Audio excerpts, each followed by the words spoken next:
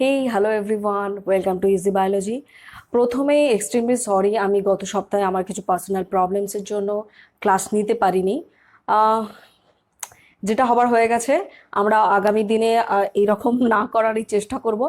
আর একটা most important কথা, যেহেতু এটা আমার ফার্স্ট এক্সপিরিয়েন্স অন ইউটিউব, তো সেক্ষেত্রে কিছু টেকনিক্যাল প্রবলেম থাকতে পারে, তো সেইগুলো একটুখানি যদি অমিট করে ফলো করা যায় তাহলে খুব ভালো হয়। বা আপনাদের কি প্রয়োজন, আপনাদের বা তোমাদের কি প্রয়োজন বা কি অসুবিধা হচ্ছে, সেগুলো যদি একটুখানি কমেন্টসে লিখে জানান বা জানাও তাহলে খুব ভালো হয়। এতে করে আমি নিজেকে ইমপ্রুভ করার চান্স পাবো।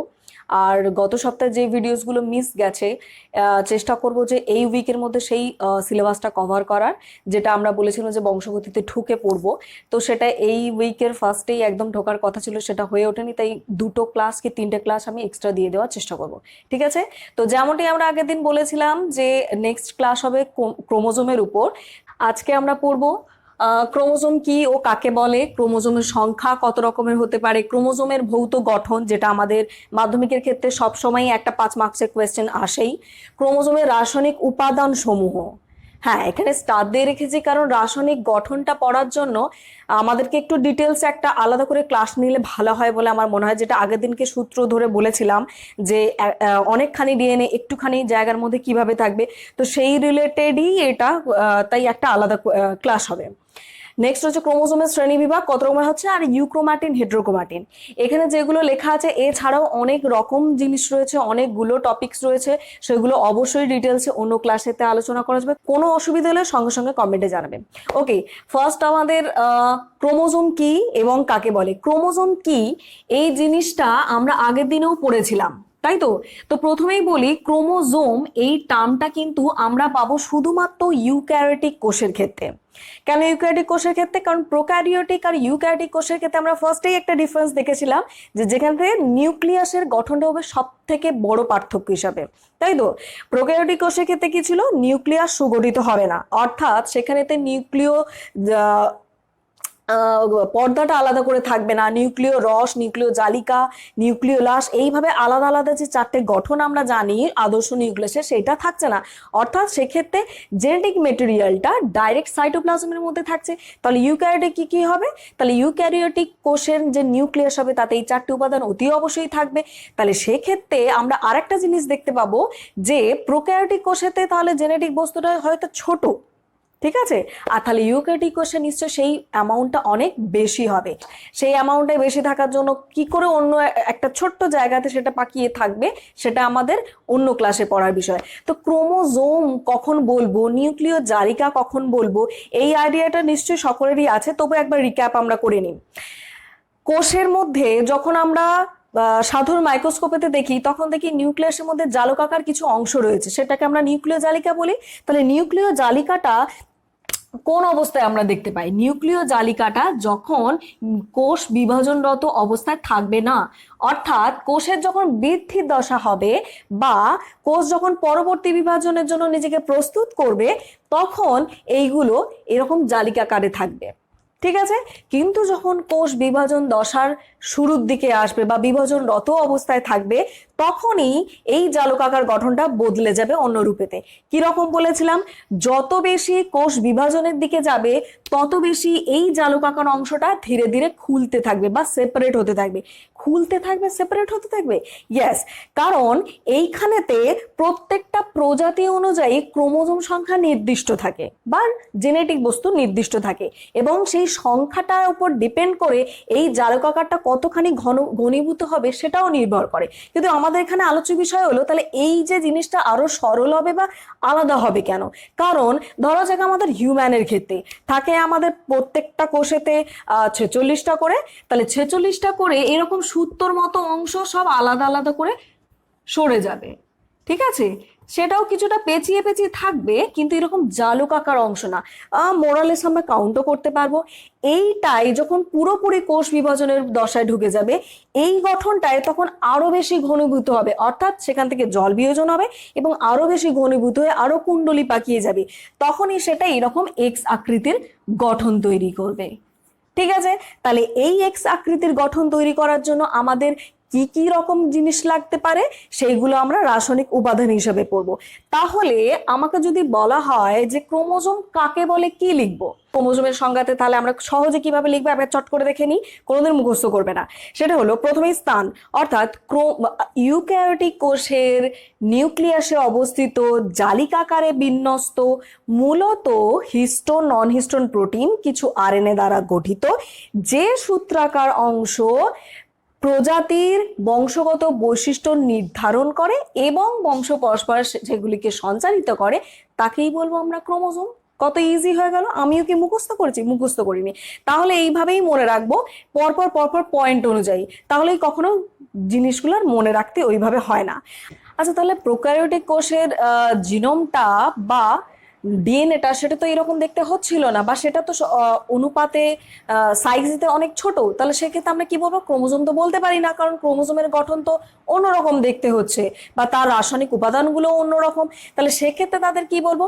সেক্ষেত্রে তাদের ডিএনএটা এইভাবে যে কোষের সাইটোপ্লাজম রয়েছে সেই সাইটোপ্লাজমের মধ্যে নগ্নভাবে থাকবে, সেইটাকে আমরা নগ্ন জিন বলতে পারি, নিউক্লিয়েট ডিএনএ বলতে পারি, আবার সেটাকে জেনোফোর বলতে পারি।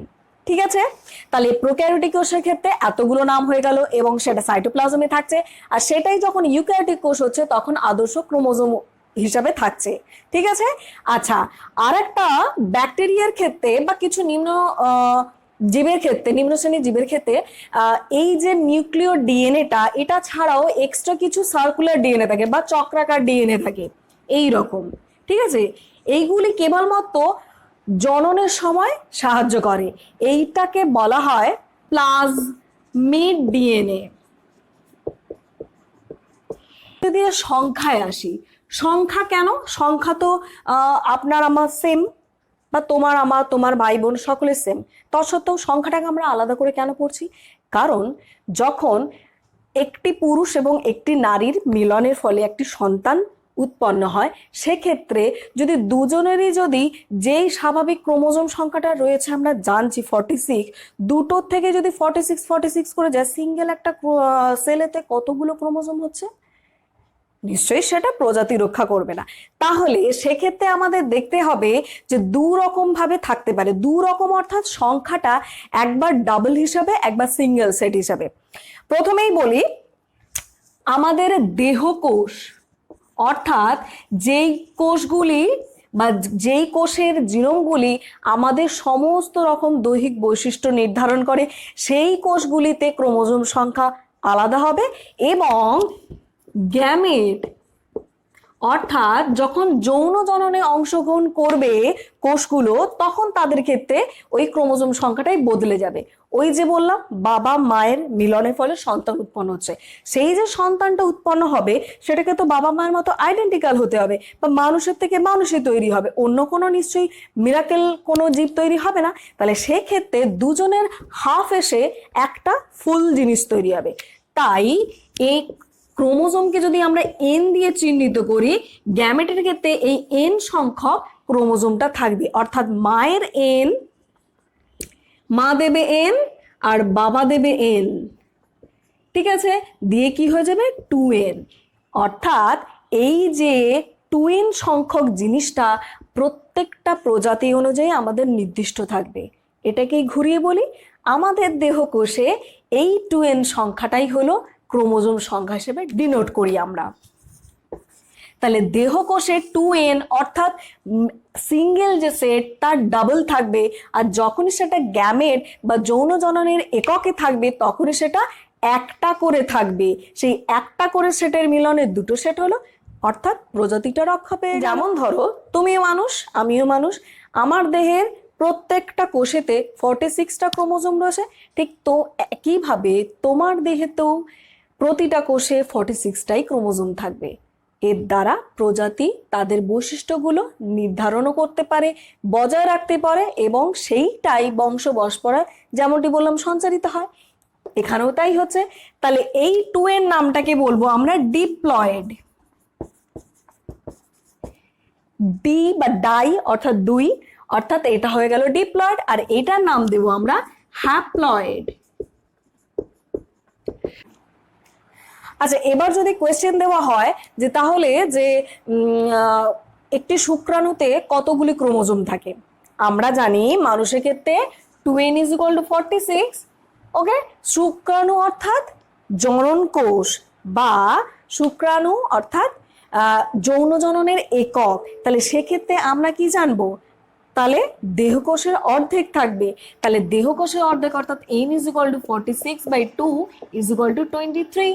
এটা তো ইজি কোয়েশ্চেন, সবাই জানি। কিন্তু হ্যাঁ, এটাই যখন জনন কোষ হিসেবে দিচ্ছে বা যখন কথাটা জনন মাতৃকোষ দেবে তখনই কিন্তু অনেকের ক্ষেত্রে গুলিয়ে যায়। মাতৃকোষ মানেই সেটা দেহকোষের সমান হবে, অর্থাৎ সেখান থেকে ওই গ্যামেটটা বা জনন কোষটা তৈরি হচ্ছে, ঠিক আছে। আর যখন মাতৃ অর্থাৎ মায়ের থেকে আসছে তাহলে সেটা হয়ে যাবে তখন 2n।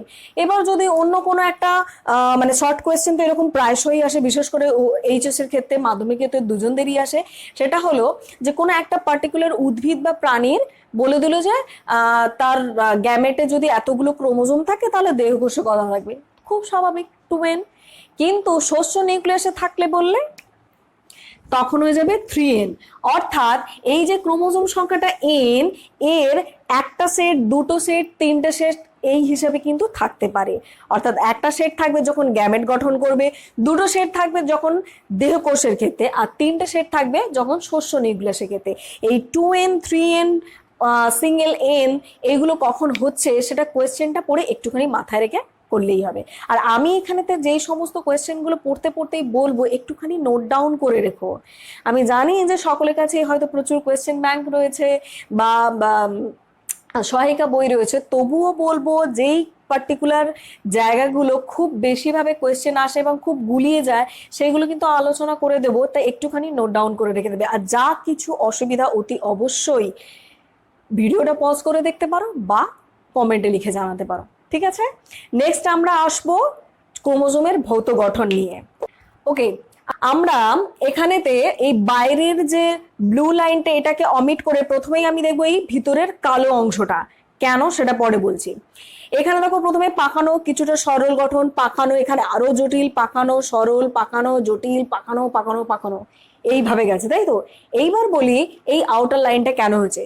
যখন আমাদের ক্রোমাটিন যে মেটেরিয়ালটা বা যে নিউক্লিয় বস্তুটা থাকে, যেখানে যেখানে বেশি কুণ্ডলীকৃত অবস্থায় থাকে সেইখানেতে এরকম ফোলা অংশ, যেখানেতে সরল গঠন থাকছে অর্থাৎ কুণ্ডলীটা অনেকটা খোলা সেখানেতে খাঁজের মতো দেখতে লাগে, দূর থেকে দেখলে যা মনে হয় ঠিক একই রকম ভাবে এই খাঁজটাও তৈরি হয়েছে। দেখো এখানেতে একদম সরল গঠন রয়েছে অর্থাৎ পাকিয়ে নেই। আর এই যে লাইট একটা আলাদা করেছি, এখানেতে ডার্ক করেছি, কারণ এই জায়গাগুলো অধিক মানে আরো বেশি কুণ্ডলী পাখি রয়েছে। বা যখন আমরা ক্রোমোজোমটাকে মাইক্রোস্কোপের তলায় দেখব সেটার জন্য তো আমাকে রঞ্জকে রঞ্জিত করতে হবে, সেই রঞ্জকগুলো এইরকম বিশেষ জায়গাতে খুব বেশি ভাবে রঞ্জিত করে দেয়, ঠিক আছে। আর বাকিগুলো তুলনামূলক হালকা রঙে, সেগুলো কি আমরা সব ডিটেলসে পড়বো। প্রথমেই আসি, এই যে ক্রোমোজোমটা দেখতে পাচ্ছি এখানে আমরা একটা ক্রোমাটিড যুক্ত ক্রোমোজোম এঁকেছি। মানে ক্রোমাটিড তাহলে কি হলো, অ্যাকচুয়ালি ক্রোমাটিড হলো একটা এইরকম এক্স আকৃতির যে ক্রোমোজোমটা আমরা আঁকি সেইটার একটা বাহু, অর্থাৎ এই পোর্শনটা। ওকে, এই একটা ক্রোমাটিড যুক্ত ক্রোমোজোম হতে পারে, আবার এই দুটো ক্রোমাটিড যুক্ত ক্রোমোজোম হতে পারে, সেটা যখন ডিএনএটা যখন তাকে তার নিজের প্রতিলিপি গঠন করবে, অর্থাৎ যখন কোষ বিভাজনের সময় হবে তখনই কেবলমাত্র এক্স আকৃতির গঠন আমরা দেখতে পাবো, কারণ তার নিজের কপিটাকে তৈরি করে ফেলেছে। আচ্ছা, এখানে আমি এই সিঙ্গেল ক্রোমাটিডের স্ট্রাকচারটা করেছি। প্রথমেই বলি এই যে সিঙ্গেল ক্রোমাটিড স্ট্রাকচারটা করেছি তার প্রধান অংশ হলো ভিতরের এই মেটেরিয়ালটা, যেটাকে আমরা এক্ষেত্রে ক্রোমোনিমা বলবো, ঠিক আছে। একদম অধিক কুণ্ডলীকৃত অবস্থা যেটা ওই ডিএনএ থেকে তৈরি হয়েছিল সেটা একদম ফাইনাল রূপ হচ্ছে ক্রোমোনিমা সিঙ্গেল স্টেটে। যখনই এটা ডাবল স্টেটে থাকবে অর্থাৎ একের বেশি, ওটাই বহু বচনে হয়ে যাবে ক্রোমোনিমাটা। তাহলে এক বচনে ক্রোমোনিমা, বহু বচনে ক্রোমোনিমাটা। এই ক্রোমোনিমাটার প্রধান অংশ হলো মুখ্য খাঁজ। কেন মুখ্য খাঁজ? কারণ এই মুখ্য খাঁজ অংশটাকে বলা হয় সেন্ট্রোমিয়ার। এই যে লাল মতো একটা অংশ করেছি দেখতে পাচ্ছ, এটাকে আমি লিখেছি কাইনেটোকোর। এটা হলো একটা স্পেশাল টাইপ অফ প্রোটিন যেইটা এই পার্টিকুলার সেন্ট্রোমিয়ার বা মুখ্য খাঁজ অংশটা এসে অ্যাটাচ হয়ে থাকে ক্রোমোজোমের সাথে, যাতে করে কোষ বিভাজনের সময় বা বলা ভালো যে ক্রোমোজোম বিভাজনের সময় ওই অংশটায় বেন তন্তুগুলো এসে যুক্ত হবে এবং যে এই যে দুটো গঠন সেগুলোকে আলাদা আলাদা করে নিয়ে যাবে। ঠিক আছে, তাহলে এই যে মুখ্য খাঁজ, এখানে ডিএনএটা যে সরল গঠন এঁকেছি বা নিউক্লিয় বস্তুটা সরল গঠন এঁকেছি, এর সিকোয়েন্স বা এর যে জিন সেটা সম্পূর্ণ অন্যান্য জায়গা থেকে আলাদা অতি অবশ্যই। ঠিক আছে, কারণ এই অঞ্চলটার সেই স্পেশাল ক্যাপাসিটি রয়েছে কেবলমাত্র এই কাইনেটোকোর নামক যে প্রোটিন কমপ্লেক্স সেটাকে বাইন্ড করে রাখার।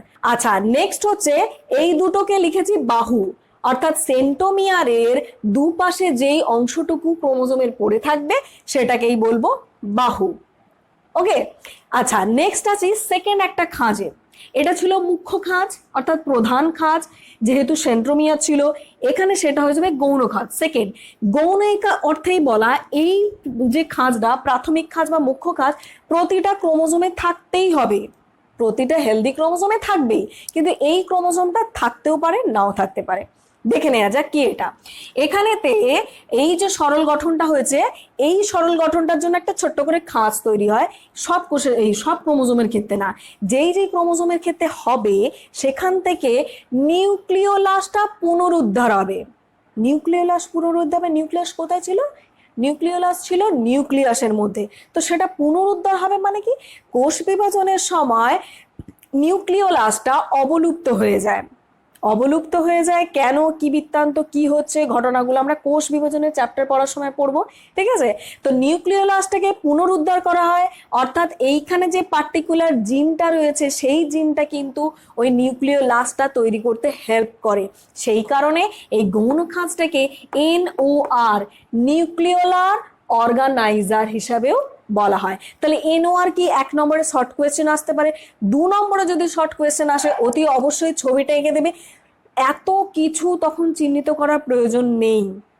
মুখ্য খাত চিহ্নিত করবে, গৌণ খাত চিহ্নিত করবে, অবশ্যই এটা যে ক্রোমোনিমা সেটা চিহ্নিত করে দিলে, নিচে লিখে দিলে ইউক্যারিওটিক কোষের ক্রোমোজোমের ভৌত গঠন দিয়ে এই পয়েন্টটাকে জাস্ট হাইলাইট করবে NOR বা গৌণ খাত। ঠিক আছে, নর্মালি এটা সিঙ্গেল কোয়েশ্চেনই আসে। ওকে, নেক্সট, এই যে NORটা আছে তার ফলে দেখো একটা বাল্বের মতো ছোট্ট ফুলে যাওয়া অংশ রয়েছে, অর্থাৎ এখানে তার ছোট্ট অল্প কিছু জিন্স রয়েছে যার জন্য ওই জায়গাটা ফুলে রয়েছে।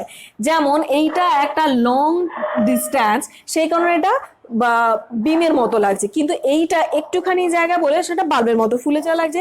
তো এই বাল্বের মতো ফুলে যাওয়া অংশটাকে স্যাটেলাইট বলা হয়। কি বলা হয়? স্যাটেলাইট। এই স্যাটেলাইটটাও সব ক্রোমোজোমেই থাকবে এমন কোনো কথা নেই। আর স্যাটেলাইট যুক্ত ক্রোমোজোমকে আমরা জানি স্যাট ক্রোমোজোম বলা হয়। 1 নম্বরের শর্ট কোয়েশ্চেন মাস্ট। আচ্ছা, নেক্সট হচ্ছে টেলোমিয়ার। এই দিকটা যে টেলোমিয়ার লিখেছিলাম খুব যে ভুলে গেছে দিলাম তা না, একদম শেষ প্রান্তগুলো সবসময় টেলোমিয়ারই হবে। কেন? আমরা জানি টেল তো দেহের শেষ প্রান্তেই থাকে, তাই না? টেল অর্থাৎ ল্যাচ, এখানেও তো সেটাই শেষ প্রান্ত। তো এই টেলোমিয়ারটা কি এবং এর গুরুত্ব কি, এটা যখন আমরা ক্যান্সার পড়বো তখন আরো বেশি জানবো, তবু আমরা এখানে হালকা করে জেনে রাখবো। সেটা হচ্ছে এই টেলোমিয়ারটা যখন ডিএনএ নিজের প্রতিলিপি তৈরি করে, সেই ডিএনএটা কতটুকু তৈরি হবে বা কখন শেষ করতে হবে সেগুলো সব কিছুই কন্ট্রোল করছে এই টেলোমিয়ারের মধ্যে থাকা জিনগুলো। ঠিক আছে, এর থেকে অনিয়ন্ত্রিত কোষ বিভাজনের হাত থেকে আমাদের দেহকোষগুলো রক্ষা পায়। আর অনিয়ন্ত্রিত কোষ বিভাজন হলে কি হবে? টিউমার তৈরি হবে। টিউমারটা সেটা ক্যান্সারও তৈরি করতে পারে, অবশ্যই সেটা ক্ষতি। নেক্সট হচ্ছে ক্রোমোমিয়ার। ক্রোমোমিয়ার পার্টিকুলারলি যখন কিছু কিছু জায়গায় প্রোটিনের আধিক্য বেশি হয়ে যায় সেই জায়গাগুলো ফুলে পুঁতির দানার মতো দেখতে লাগে। তো জাস্ট সেই জায়গাগুলোকে আলাদা করে আইডেন্টিফাই করা হয়েছে, সেগুলোকে ক্রোমোমিয়ার বলা হয়। সেগুলো নর্মালি খুব যে অ্যাক্টিভ থাকে তা না। এবার ইউক্রোমাটিন, হেটেরোক্রোমাটিন, যেটা আমরা ওই আজকে সিনোনিমসের একদম শেষের দিকে লিখেছিলাম, তবু এখানে লিখে দিয়েছি বোঝার সুবিধা হবে। এই ইউক্রোমাটিন, হেটেরোক্রোমাটিন জিনিসটা আর কিচ্ছু না, যেটা আমি প্রথমেই বলে দিয়েছিলাম যে যখন আমরা ক্রোমোজোমকে মাইক্রোস্কোপের তলায় দেখব, ওই যে ফুয়েলজেন রঞ্জকে রঞ্জিত করব, সেই রঞ্জকটা যেখানে যেখানে বেশি পড়ে যাবে, না পড়ে যাবে না, সে নিজে থেকে নিয়ে নেয়।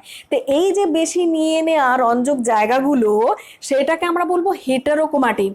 কারণ ওই জায়গাটার ক্রোমোজোমের যে জিন, সেই জায়গাটা সেই মুহূর্তে কাজ করছে না। মানে মানে ডিএনএ তো পাকিয়ে পাকিয়ে রয়েছে। ডিএনএ থেকে আমরা জানি আরএনএ হয়, আরএনএ থেকে প্রোটিন হয়। এবার ক্রোমোজোমের মধ্যে যে ডিএনএটা যে এত পাকিয়ে পাকিয়ে রয়েছে, যখন যেই জায়গাটা জিনের কাজের প্রয়োজন পড়বে তখন কাজ করবে কি করে? সেই জায়গাটা তো খুলতে হবে, ডিএনএটাকে তো স্পেস দিতে হবে যে হ্যাঁ তুমি তোমার কাজ করো। তাহলে যে যখন কাজগুলো করবে না, তখন সে আষ্টে পিষ্টে জড়িয়ে কুণ্ডলি পাকিয়েই থাকবে। অর্থাৎ সেই জায়গাতে প্রোটিনের আধিক্য, জেনেটিক মেটেরিয়ালের আধিক্য বেশি হবে। তাহলে রঞ্জকটা সেখানে কি হবে? স্বাভাবিকভাবে বেশি মনে হবে, কারণ সেখানের মেটেরিয়ালস বেশি। ঠিক যেমন করে একটা লাইট কালারের কোনো সুতো বা উল নিয়ে দেখবে, যখন সেটা উলটা যখন পাকানো থাকে তখন দেখবে যে কি সুন্দর ব্রাইট কালার লাগে। যখনই সেটা দিয়ে আমরা কাজ করতে চাই, এইভাবে এটা এত মেড়ে মেড়ে লাগছে, মনে হয় না? ঠিক সেম জিনিসটা এখানে। তাহলে ডিপলি স্টেন বা গাঢ় রঙে রঞ্জিত জায়গাগুলো হলো হেটারোক্রোমাটিন। আর তারই সাথে সাথে কি বললাম, সেই জায়গাটা ফাংশন চলছে না, অর্থাৎ টেম্পোরারিলি ওই পার্টটা ইনঅ্যাক্টিভ। ঠিক আছে? ঠিক উল্টো জিনিসটা হলো ইউক্রোমাটিন। এই ইউক্রোমাটিন জায়গাটা পার্টিকুলারলি সেই টাইমে হয়তো কাজ করছিল, সেই জন্য ওখানটায় ঘনীভূত বেশি হয়নি বা কুণ্ডলিটা খোলা রয়েছে, তাই সেখানেতে রঞ্জকটা কম রঞ্জিত হয়েছে। আর সেইখানের ফাংশনাল যে ইউনিটগুলো রয়েছে বা জিনগুলো রয়েছে, সেইগুলো তখন সক্রিয়। জিন সব জায়গায় রয়েছে, কোনটা কখন কাজে লাগবে সেটা ডিপেন্ড করবে আমাদের দেহের কার্যকারিতা বা চাহিদার উপর। ঠিক আছে? তাহলে ইউক্রোমাটিন কখনোই যে সবসময় পার্মানেন্ট থাকবে, হেটারোক্রোমাটিনও যে পার্মানেন্ট থাকবে, এমন কোনো ব্যাপার নেই। তাহলে এইরকম ভাবে আমরা হেটারোক্রোমাটিনকেও কিন্তু দুভাগে ভাগ করতে পারি, যেইটা প্রায় ম্যাক্সিমাম টাইমই নন ফাংশনাল থাকে, অর্থাৎ যেখানে জিনগুলো খুব একটা বেশি সবসময় কাজ করে না, সেটাকে বলবো আমরা কনস্টিটিউটিভ হেটারোক্রোমাটিন। অর্থাৎ সেটার অধিকাংশ সময়ই ডিএনএ সিনথেসিসটা কম হবে।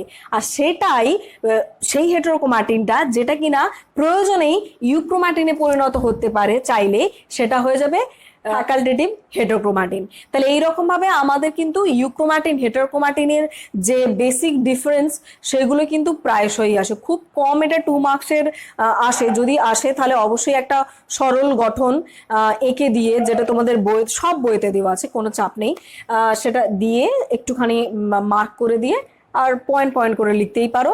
আর নতুবা ইউক্রোমাটিন হেটারোক্রোমাটিনের পার্থক্যটাই ম্যাক্সিমাম আসে। আর এখান থেকে কি কি কোয়েশ্চেন আসে?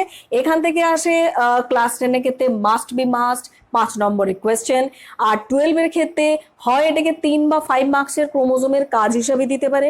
একটা ইম্পর্টেন্ট কথা বলি, ক্রোমোজোমের কাজ হিসেবে দিলে আমার মনে হয় যে এই যে প্রত্যেকটা পার্ট রয়েছে, প্রত্যেকটা পার্টের যদি আলাদা করে নাম ছকের মাধ্যমে লিখে তাদের যদি কাজগুলো লেখো, আমার মনে হয় সেটা আরো বেশি এফেক্টিভ হবে।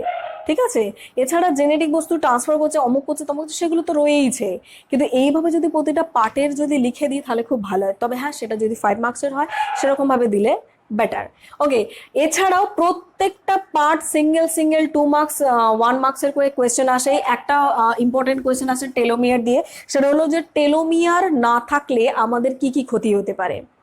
এটা আবার অ্যাপ্লিকেশন বেসড কোয়েশ্চেনও ধরতে পারি, যেটা তোমাদেরকে আজকে টাস্ক থাকবে যে টেলোমিয়ার না থাকলে আমাদের কি কি অসুবিধা থাকতে পারে। তো এই টেলোমিয়ারের কোয়েশ্চেনটা আমরা যেদিন যখন ক্যান্সার পড়বো তখন কিন্তু সলভ করব। ঠিক আছে? আর এই যে বাহু যে বলছি, বা এই যে কাইনেটোকোর কি, মুখ্য খাঁজের আর গৌণ খাঁজের পার্থক্য কি, টেলোমিয়ার, স্যাটেলাইট, এই সমস্ত কিছুগুলোই ছোট ছোট ছোট ছোট করে কোয়েশ্চেন আসতে পারে। ওকে, এবার দেখে নেব ক্রোমোজোমের রাসায়নিক উপাদানগুলো কি কি। ঠিক আছে? তার এগুলোকে আমি 3টে ভাগে ভাগ করেছি। প্রথমেই মোস্ট ইম্পর্টেন্ট হচ্ছে নিউক্লিক অ্যাসিড। নিউক্লিক অ্যাসিড কি কি থাকে আমরা জানি, সেটা হলো ডিএনএ এবং আরএনএ। ডিএনএটা প্রধান জানি, যেটাই কিনা ক্রোমোজোম তৈরি করছে, কিন্তু আরএনএও এখানে থাকছে, হেল্প করছে। ওকে, নেক্সট আর মোস্ট ইম্পর্টেন্ট হচ্ছে প্রোটিন। প্রোটিন ক্ষারীয় বা আম্লিক দু রকমেরই হয়, বা আমরা এটাকে হিস্টোন এবং নন হিস্টোনেতে ভাঙবো। নন হিস্টোন।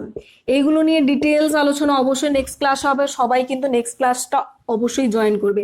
আর হচ্ছে ধাতব আয়ন, ধাতব আয়ন হিসাবে সাধারণত Mg2+ এবং Ca2+-এর ভূমিকাটাই বেশি, তবে অন্য কিছু আয়নও থাকতে পারে। নেক্সট ক্লাসে অবশ্যই এটা কিন্তু ডিটেলস আলোচনা করবে, সবাই কিন্তু থাকবে। এবার আমরা দেখব ক্রোমোজোমকে কত ভাগে ভাগ করা যায়। ঠিক আছে, ক্রোমোজোমকে ভাগ করার জন্য তিনটে আমরা বেসিক্স দেখব, অর্থাৎ কি কি বিষয়ের উপর নির্ভর করে আমরা ক্রোমোজোমগুলোকে ভাগ করব। প্রথমেই মোস্ট ইম্পর্টেন্ট হচ্ছে সেন্ট্রোমিয়ারের অবস্থান অনুসারে।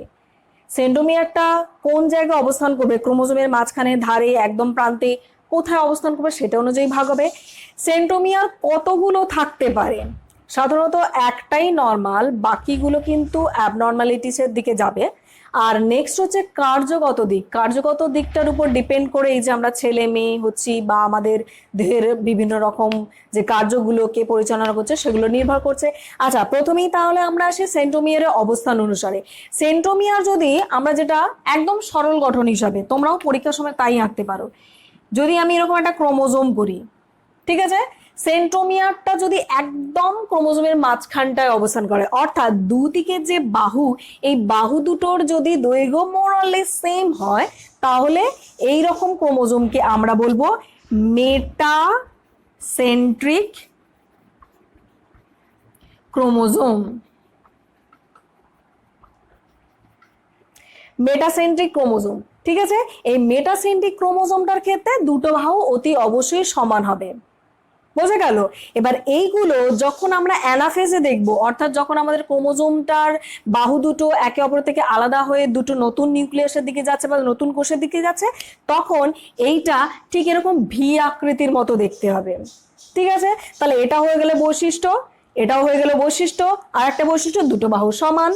এইটাই যদি এই মাঝখানের জায়গা থেকে একটুখানি সাইডে সরে যায়, তাহলে কি হবে, তাহলে কি দুটো বাহুর দৈর্ঘ্য কি সমান থাকলো, একটা একটু ছোট আর একটা একটু বড়। এই ছোট বাহুটাকে পি দ্বারা চিহ্নিত করা হয়, আর এই বড় বাহুটাকে ছোট হাতের কিউ দ্বারা চিহ্নিত করা হয়। এইটার খুব ভালো এক্সাম্পল, যেটা আমরাও পরবর্তীকালে আরো পড়বো, সেটা হচ্ছে মানুষের ক্ষেত্রে পুরুষদের লিঙ্গ নির্ধারণকারী যে ক্রোমোজোম, ওয়াই ক্রোমোজোম, সেটা হলো এই সাব মেটাসেন্ট্রিক ক্রোমোজোমের উদাহরণ। তাহলে যখন এই সেন্ট্রোমিয়ারটা একদম মাঝখানের অবস্থান থেকে একটুখানি যে কোনো এক পাশে সরে অবস্থান করবে, তখন সেটার নাম হয়ে যাবে সাব মেটাসেন্ট্রিক ক্রোমোজোম। তাহলে সেক্ষেত্রে আর পুরোপুরি ভি এর মতো অবস্থান করবে না, যেহেতু একটা ছোট একটা বড়, তাহলে সেক্ষেত্রে অবস্থান করবে এল এর মতো। এল এর যেমন একটা বাহু অনেকটা বড়, একটা বাহু তুলনামূলক একটু ছোট, সেই রকম দেখতে লাগবে কখন, যখন কোষ বিভাজনের সময় ক্রোমোজোমের বাহু দুটো আলাদা হবে। ঠিক একই রকম ভাবে এই পি বাহু যেটা এঁকেছিলাম, সেটা যদি কিউ বাহুর থেকে তুলনামূলক অনেক ছোট হয়, তুলনামূলক অনেক ছোট হবে মানেটা কি, অর্থাৎ সেন্ট্রোমিয়ারের অবস্থানটা আরো সরে আসবে। তাহলে তুলনামূলক অনেক ছোট, এই যে পি ছিল এইখানে এতখানি, আর সেটা হয়ে গেল এখানে এতটুকু। এইটা আছে কেবলমাত্র এই অস্তিত্বটুকুই বোঝা যাবে, এর আলাদা করে গঠন এটার মতো বোঝা যাবে না। আর এইটা দেখতে যে আকৃতির মতো হবে, অ্যানাফেজে যে আকৃতির মতো, এই যে একদম পুচকি, আর এইটা বড়। তাহলে এইটার নাম কি দেব, এটার নাম দেবো অ্যাক্রোসেন্টিক। একেবারে শেষে নয়, একেবারে মাঝে তো নয়, মাঝ থেকে যে একটু দূরে ছিল সেটাও নয়, পি বাহুটা আরো ছোট হয়ে এসেছে, সেই ক্রোমোজোমের নাম হয়ে গেল অ্যাক্রোসেন্টিক। এইভাবে ক্রোমোজোমটা সেন্ট্রোমিয়ারটা ধরো সরতে সরতে একেবারেই চলে গেল প্রান্তে, অর্থাৎ এই যে বাহুটা কেবলমাত্র একটা বাহু হিসেবেই দেখা যাচ্ছে, পি বাহুর কোনো অস্তিত্বই নেই। তাহলে সেক্ষেত্রে এইটা পুরোপুরি ইংরেজির আই এর মতো দেখতে হবে, ঠিক আছে, কখন, ওই একই রকম কোষ বিভাজনের সময়। তাহলে এক্ষেত্রে পি বাহুটা অ্যাবসেন্ট হচ্ছে, অর্থাৎ এক্ষেত্রে সেন্ট্রোমিয়ারটা একেবারে যে কোনো একটা প্রান্তের দিকে অবস্থান করছে, আর সেই রকমকে বলবো কি বলেছিলাম, ল্যাজ, অর্থাৎ টেল। তাহলে এটাও হবে টেলোসেন্ট্রিক, একদম পাশে, একদম ধারে রয়েছে। এই রকম টেলোসেন্ট্রিক ক্রোমোজোম সাধারণত হিউম্যানে দেখা যায় না। আমাদের যে বাড়িতে ইঁদুরগুলো থাকে ওই ইঁদুরের এরকম টেলোসেন্ট্রিক ক্রোমোজোম রয়েছে, ঠিক আছে। তো আমাদের যখন সেন্টোমিয়ারের অবস্থান অনুসারে বিভিন্ন রকম ক্রোমোজোমের ভাগগুলি লেখো, অতি অবশ্যই 3 মার্কসের যদি থাকে তাহলে ছক হিসাবে প্রেজেন্ট করতে পারো। একদিকে লিখলে নাম, ক্রোমোজোমের নাম, তারপর লিখলে সেন্টোমিয়ারের অবস্থান, তারপর লিখলে বৈশিষ্ট্য, আর তারপর উদাহরণ দিতেই পারো। আর উদাহরণ যেগুলো বললাম সেগুলো কিন্তু অতি অবশ্যই নোট ডাউন করে নাও, সম্ভবত বইতে দেওয়া নেই। ওকে, এবার আসি সেন্ট্রোমিয়ারের সংখ্যা অনুসারে। আমরা এতক্ষণ কটা সেন্ট্রোমিয়ার নিয়ে দেখছিলাম? একটাই। অর্থাৎ এই যে একটা সেন্ট্রোমিয়ার, সেই সেন্ট্রোমিয়ারটাই সাধারণত নর্মাল কন্ডিশনে আমাদের দেখা যায়, বা এটাই সাধারণ ক্রোমোজোমের বৈশিষ্ট্য। যখনই এর সংখ্যা অধিক হয়ে যাবে বা একেবারেই থাকবে না, সেক্ষেত্রে কিন্তু অতি অবশ্যই সমস্যা। এই সমস্যাটা কত রকমের হতে পারে বা কেন হচ্ছে সেটা ডিটেলসে অন্য ক্লাসে পড়বো, আজকে একটুখানি দেখে নেবো। তাহলে এই ক্রোমোজোমের যদি একটাই মাত্র সেন্ট্রোমিয়ার থাকে তাহলে তাকে বলবো মোনোসেন্ট্রিক। মোনোসেন্ট্রিক, সেন্ট্রিক কথাটা সেম, বাকিটুকু শুধু প্রিফিক্সটা শুধু বদলাবে। তাহলে মোনো অর্থাৎ সিঙ্গেল, ওকে, একটা, সেই জন্য এটা মোনোসেন্ট্রিক, যেটা আমরা নর্মাল ক্রোমোজোমের ক্ষেত্রে দেখলাম। এটাই যখন দুটো হয়ে যাবে তখন মোনোটার জায়গা হয়ে যাবে ডাই। 2-এর বেশি হয়ে গেলেই হয়ে যাবে পলি, তখন এইটা কেটে হয়ে যাবে পলিসেন্ট্রিক। আর যদি একটাও সেন্ট্রোমিয়ার না থাকে, সেন্ট্রোমিয়ারের কাজ আমরা কি বলেছিলাম?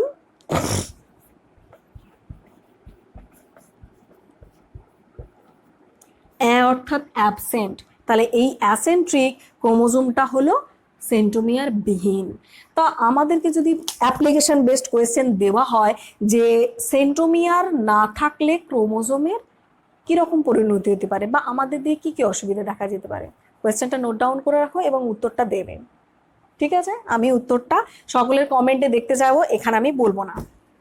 তাহলে সেন্ট্রোমিয়ারের সংখ্যা অনুসারেও আমরা 4 রকমের দেখলাম, মোনোসেন্ট্রিক, ডাইসেন্ট্রিক, পলিসেন্ট্রিক অ্যান্ড অ্যাসেন্ট্রিক। আর সেন্ট্রোমিয়ারের অবস্থান অনুসারে দেখলাম মেটাসেন্ট্রিক, সাব মেটাসেন্ট্রিক, অ্যাক্রোসেন্ট্রিক এবং telocentric. Last and most important সেটা হলো কার্যগত দিক অনুসারে। কার্যগত দিক অনুসারে ক্রোমোজোমকে আমরা 2 ভাগে ভাগ করতে পারি, সেটা হলো অটোজোম আর অ্যালোজোম, বা এটাই হলো সেক্স ক্রোমোজোম। অটোজোম যেগুলো আমাদের দেহ কোষের মধ্যে থাকে, ঠিক আছে, দেহের বিভিন্ন রকম বৈশিষ্ট্য নির্ধারণ করবে, সেই রকমের ক্রোমোজোমগুলোকে বলবো আমরা অটোজোম। আর ঠিক তার বিপরীত শুধুমাত্র সেক্সুয়াল রিলেটেড যা কিছু বৈশিষ্ট্য বলো বা সেক্স নির্ধারণ করার ক্ষেত্রে যা কিছু ক্রোমোজোম, সেটা হলো অ্যালোজোম বা সেক্স ক্রোমোজোম। মানুষের ক্ষেত্রে এই অ্যালোজোম বা সেক্স ক্রোমোজোম 2 রকমের হয়, এক্স এবং ওয়াই, ঠিক আছে। আর এক্ষেত্রে অটোজোমগুলোকে আমরা এ দিয়ে বলবো। মানুষের ক্ষেত্রে অটোজোম কটা থাকে? 22A। আচ্ছা 22 বললাম কেন, 44 বললাম না কেন?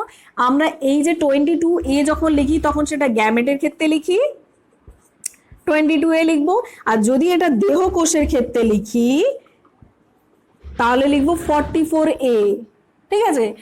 আর অ্যালোজোম বা সেক্স ক্রোমোজোম কিভাবে থাকে? মহিলাদের ক্ষেত্রে 2 এক্স 44A প্লাস XX অর্থাৎ 44, 45, 46 মিটে গেল। আর এখানেতে 22A অর্থাৎ 22 পেয়ার অটোজোম, আর এখানে সিঙ্গেল পেয়ার মানে একটা পেয়ার ডাবল, ওকে, সেটা হলো অ্যালোজোম মহিলাদের ক্ষেত্রে। তাহলে পুরুষদের ক্ষেত্রে কি থাকবে? পুরুষদের ক্ষেত্রে এই ওয়াই ক্রোমোসোমটাই হলো ওই পুরুষের হওয়ার জন্য দায়ী জিন বহন করে, অর্থাৎ এদের ক্ষেত্রে একটা এক্স থাকবে, অতি অবশ্যই একটা ওয়াই থাকতেই হবে। এইগুলো সব সাধারণ কন্ডিশন।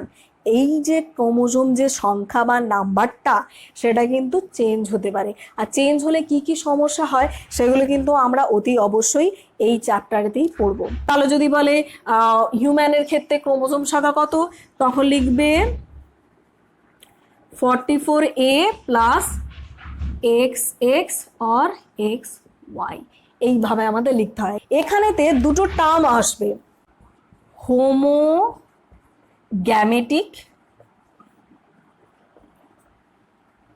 হেটেরোগ্যামেটিক।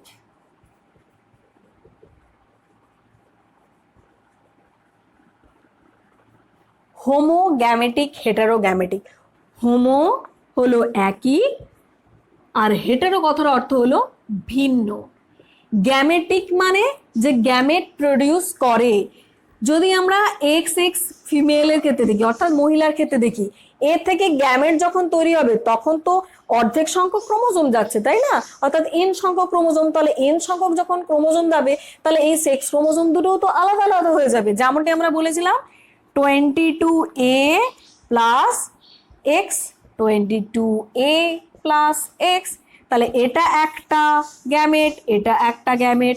অর্থাৎ এই যে দুটো রকম গ্যামেট তৈরি হলো না, দুটো রকম গ্যামেটেরই দেখো তো ক্রোমোজোম যে সংখ্যা বা ক্রোমোজোমের যে ধরনগুলো সব এক না। এতেও 22টা অটোজোম, একটাই এক্স, এতেও 22টা অটোজোম, একটাই এক্স। তাহলে হেটেরোগ্যামেটিক কেন বলছি? পুরুষদের ক্ষেত্রে একটা এক্স একটা ওয়াই সেক্স ক্রোমোজোম, যখন ওরা গ্যামেট তৈরি করবে তখন এই 44টা ডিভাইড হবে 22A, কিন্তু এই এক্স ওয়াইটার দুটো তো আলাদা আলাদা, কখনোই এক্স এর অর্ধেক ওয়াই এর অর্ধেক তো আসবে না, কারণ এক্স এর সাথে ওয়াই এর তো কোনো মিলই নেই। তাহলে হয় এক্স আসবে নয় ওয়াই আসবে। তাই এদের গ্যামেটটা দুই রকমের হয়, একটা 22AY আর একটা 22AX। সেই কারণে এটাকে হেটেরোগ্যামেটিক বলা হয়। ঠিক আছে, এই রকম ছোট ছোট কোয়েশ্চেন কিন্তু খুব শর্ট কোয়েশ্চেনে আসেই। আমাদের তাহলে নেক্সট ক্লাসে আলোচনা হবে জিন, কেউ ক্লাস মিস করবে না, দেখা হবে নেক্সট ক্লাসে। ঠিক আছে, সকলেই কিন্তু পড়া রেডি করে নেবে।